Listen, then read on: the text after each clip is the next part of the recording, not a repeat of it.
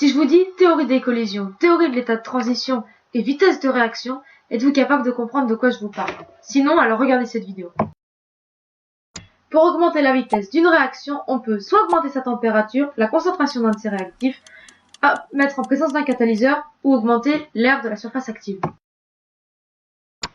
Dans un bécher, les molécules elles bougent dans tous les sens et donc quand elles se cognent, soit elles se cognent de manière favorable, donc elles peuvent s'accrocher, soit elles se cognent de façon inefficace, elles peuvent pas s'accrocher, et ça c'est la théorie des collisions. Avant que les réactifs se transforment en produits, on passe par une étape qu'on appelle le complexe activé, c'est quand toutes les molécules sont toutes attachées ensemble avant de se redécouper pour donner les produits.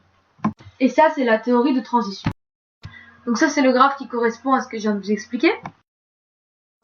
L'énergie d'activation, c'est les collisions efficaces qui peuvent former des complexes actifs. Alors parmi les facteurs qui peuvent influencer une vitesse de réaction, on a la température. L'air en vert correspond au nombre de molécules ayant atteint ou dépassé l'énergie d'activation. On voit bien sur ce diagramme que pour les hautes températures, donc la courbe rouge, il y a beaucoup plus de molécules qui franchissent cette étape que pour la courbe bleue.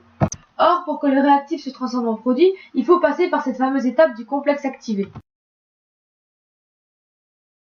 Le deuxième facteur qui peut influencer la vitesse de réaction, c'est la concentration, parce que plus il y a de molécules, plus on a de chances que ça stocke dedans et que finalement ces collisions soient efficaces, donc que ça crée des complexes actifs et donc du coup que ça nous crée des produits. Donc plus la concentration est grande et plus la vitesse va être grande.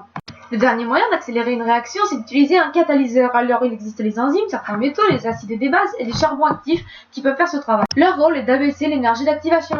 Voilà, c'est déjà la fin de la vidéo, donc si tu as encore des questions, n'hésite pas à envoyer un message à tiffetchloé@gmail.com. Enfin, n'hésite pas à aimer et à mettre des commentaires pour me dire ce que tu as pensé de cette vidéo. A plus!